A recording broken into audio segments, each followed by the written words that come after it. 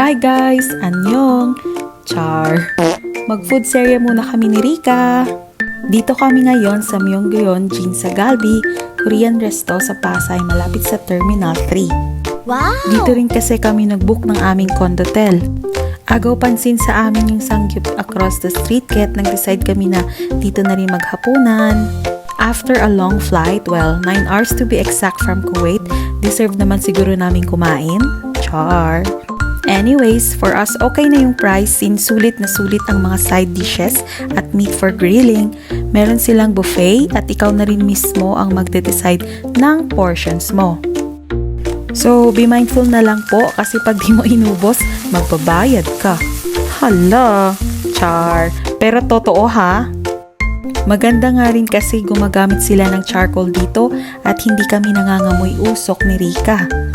After a year sa wakas, nakakain din kami ng pork. Pero ang nagustuhan ko sa lahat ay ang kimchi.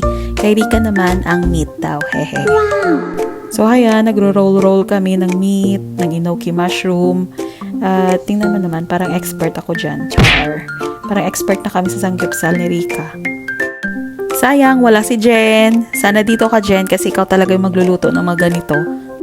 So for now, si Rika munang magluluto. Ayan, enjoy niyo naman niya na siya yung magluluto ng meat. By the way, meron din silang mga Korean fried chicken at itong sweet potato for dessert. Okay, yun lang po. Ni-include ko na rin yung mga prices dito. So, thank you so much. Sarangheg! Kamsahamnida! Bye!